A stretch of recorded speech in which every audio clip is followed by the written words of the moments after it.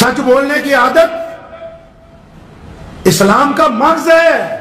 لوگ توحید میں جھوٹ بولتے تھے، شرک کرتے تھے. لوگ رسالت میں نعوذ باللہ شرک کرتے تھے کہ نہیں ہم فلاں فلاں کو اپنا نبی مان سکتے ہیں. رسول اللہ نے توحید میں بھی سچ لے کے آئے، اور پھر رسالت میں بھی اللہ نے سچائی کا اعلان کیا، قبلے میں بھی سچائی کا اعلان کیا. اور جس دین کی ابتدا سچ بولنے سے ہوئی ہو، اس دین کے ماننے والے جھوٹ بول سکتے ہیں؟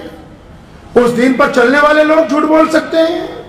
سچ بولنے کے لاکھوں فائدے ہیں، لاکھوں فائدے. آپ کو پتا ہے سچ بولنے والے کی نماز قبول ہو جاتی ہے. سنا ہے کبھی؟ آپ کو پتا ہے سچ بولنے والے کے دل کے اندر اللہ نرمی پیدا کر دیتے ہیں. آپ کو پتا ہے سچ بولنے والا بزدل نہیں ہوتا. آپ کو پتا ہے سچ بولنے والے کے کاروبار میں نقصان نہیں ہوتا. سچ بولنے والے کی اولاد باغی نہیں ہوتی. سچ بولنے والے کی کوئی بے عزتی نہیں کر سکتا. سچ بولنے والے کے ساتھ کبھی گھاٹے کا سودا نہیں ہو سکتا. سچ بولنے والے کو کبھی ٹھوکر نہیں لگ سکتی، کیونکہ جب بندہ سچ بولتا ہے نا، جب بندہ بسم اللہ پڑھتا ہے، بار بار اپنے رب کا نام لیتا ہے اور سچ بولنے کی بات کرتا ہے، اللہ فرشتوں کو کہہ دیتے ہیں کہ میرا بندہ میرے خوف کی وجہ سے سچ بولتا ہے، اس کے دائیں بائیں ہو جاؤ. اب جو سچ بولنے والے لوگ ہیں اللہ نے ان کو عزت عطا کی ہیں، چاہے وہ اپنے گھر میں اپنی اولاد کے ساتھ عزت سے بیٹھے ہوں، چاہے وہ اپنے کاروبار کی گدی پہ عزت سے بیٹھے ہوں، چاہے وہ حدیث کی مسند کے اوپر عزت کے ساتھ بیٹھے ہوں، چاہے وہ کاروبار کے اندر عزت کے ساتھ بیٹھے ہوں. جو سچ بولیں گے عزت ان کے لیے. اور جو سچ میں ملاوٹ کرتے ہیں جی، ملاوٹ کرنے والوں کو کیا کہتے ہو آپ؟ سچ میں ملاوٹ کرنے والے کو کیا کہتے ہیں؟ سچ میں ملاوٹ کرنے والے کو اسلام منافق کہتا ہے. عام زبان میں ہم اس کو دوگلا کہتے ہیں، عام زبان میں ہم اس کو بے ایمان کہتے ہیں. اگر کوئی بندہ سچ میں ملاوٹ کرتا ہے، اگر اولاد بضد ہے کہ فلاں کام پر پیسے لگاؤ، ہمیں اپنے گھر میں یہ عیاشی کی چیزیں چاہیے، اگر آپ سچ بولیں گے کہ بیٹا میری اتنی حیثیت نہیں ہے، میری اتنی اوقات نہیں ہے، تو یاد رکھو ان 2 روٹیوں میں جو لذت آئے گی وہ حرام کے لقمے کے اندر وہ لذت آ نہیں سکتی ہے.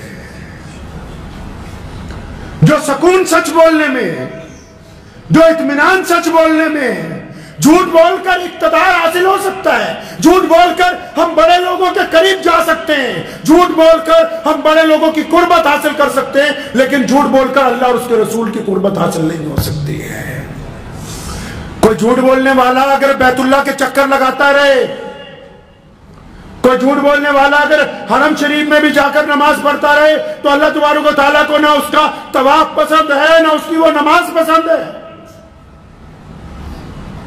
پیارے نبی علیہ السلام کے پاس ایک صحابہ آتے ہیں کہ یا رسول اللہ میں تو اتنے گناہ کرتا ہوں اور میں کیا کروں، ایک وقت میں سارے گناہ چھوڑ نہیں سکتا، آپ کے ساتھ بھی لگنا چاہتا ہوں، ایمان لانا چاہتا ہوں، آپ مجھے بتائیں میں کیا کروں. فرمایا ان گناہوں میں زنا بھی ہے، چوری بھی ہے، عیاشی بھی ہے، بدماشی بھی ہے. قربان جاؤں رسول اللہ پہ. فرمایا پہلے وعدہ کرنا کہ آج کے بعد جب بھی بولے گا سچ بولے گا، جھوٹ نہیں بولے گا. تو آج کے بعد آپ کیا سمجھتے ہیں کہ سچ بولنا معمولی بات ہے؟ سچ آپ کو کامیابی کے راستے پر لے کے جاتا ہے. ہو سکتا ہے کہ کچھ وقت کے لیے آپ رک جائیں کہیں پر، ہو سکتا ہے سچ بولنے کی وجہ سے آپ کو تھوڑی بہت پریشانی آ جائے، لیکن عزتیں سچ کے ساتھ ہے، کیونکہ یہ دنیا چند روزہ ہے. اللہ تبارک و تعالیٰ کو سچ بولنے والے ہی لوگ پسند ہیں. اور سچ بولنے کے بھی 2 طریقے ہیں، سن لیں. سچ بولنے کے 2 طریقے ہیں. ایک وہ سچ جو علی اعلان بولا جاتا ہے، جو قوموں کے لیے ہوتا ہے، جو ملکوں کے لیے ہوتا ہے، جو سماج کے لیے ہوتا ہے، جو معاشرے کے لیے ہوتا ہے. اور ایک وہ سچ جو آپ کو اپنے بھائی کو بتانا ہو، ایک وہ سچ جو آپ کو اپنی بیوی کو بتانا ہو، ایک وہ سچ جو آپ کو اپنے بیٹے کو بتانا ہو، ایک وہ سچ جو آپ کو اپنے دوست کو بتانا ہو. اس کے بارے میں رسول اللہ نے حکم فرمایا، حدیث کا مفہوم ہے اگر اپنے کسی بھائی میں خامی لگتی ہے تو پھر سرے بازار اس کی بے عزتی نہ کرنا، ہاتھ پکڑ کے ایک سائیڈ پہ لے جانا، ہاتھ پکڑ کے ایک طرف لے جانا، کیونکہ وہ انفرادی بات ہے، ذاتی بات ہے، ایک بندے کا فعل ہے.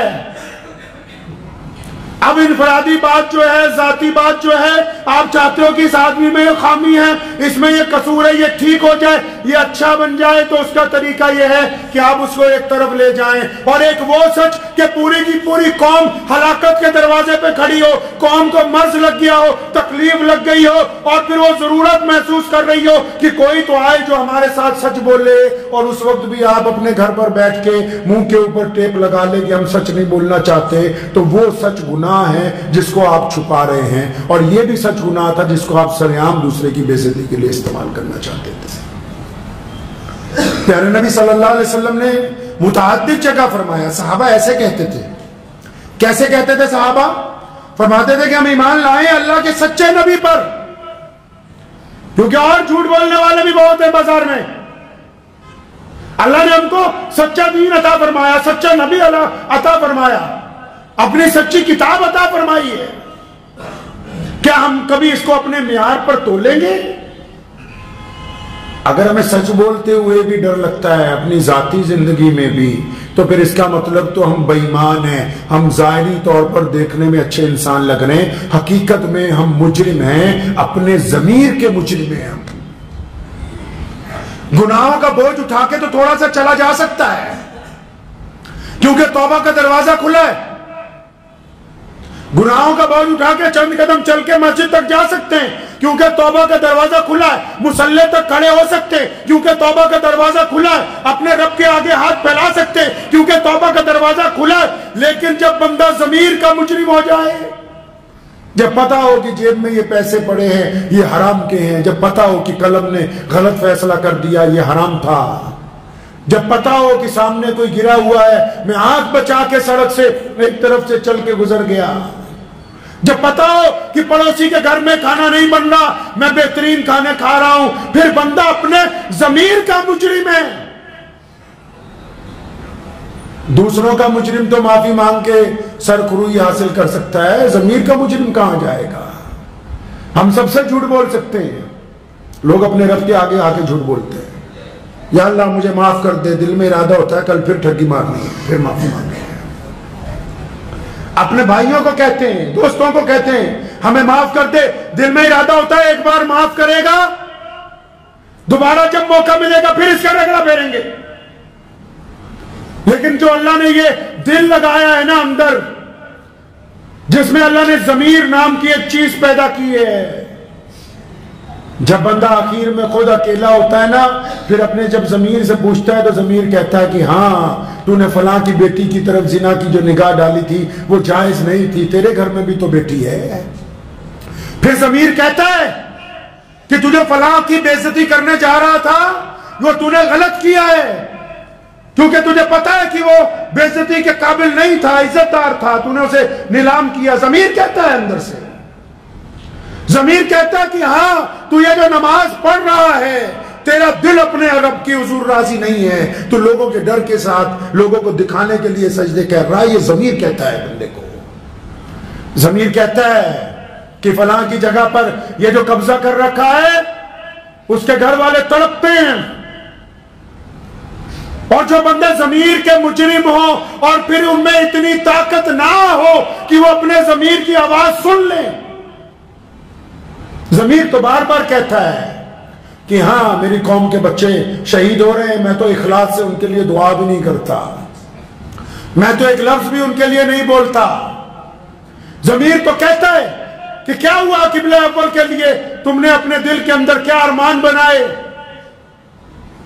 तो हम तो कहते हैं कि नहीं, हम तो लाजर हैं, बहुत ही कमजोर हैं। ज़मीर हमें झंझोड़ता है, और जब ज़मीर किसी को झंझोड़ता है, और जब आपको ज़मीर आपको ये कहे कि तू गुनहगार है, ज़मीर जब ये कहे कि तूने दूसरे की बेइज्जती गलत की है, ज़मीर जब आपको ये कहे कि तूने दूसरे की बेटी के ऊपर गलत निगाह डाली, ज़मीर जब आपको ये कहे कि तूने अपने पड़ोसी की मदद नहीं की ताकत होने के बावजूद, तो फिर खुदा की कसम फौरी तौर पर अपने रब के आगे झुक जाइए, फौरी तौर पर अपने रब से माफी मांग लीजिए। जो फिर ज़मीर की आवाज भी नहीं सुनते, वो फिर चलती फिरती लाशें हैं, उनका ज़मीर नहीं है, तो फिर जिस्म में भी समझिए कोई तासीर बाकी नहीं है। मुझे उम्मीद है कि आपको ये वीडियो पसंद आई होगी। अगर पसंद आई हो तो ये आप अपने दोस्तों के साथ शेयर करें और इस चैनल को सब्सक्राइब जरूर करें।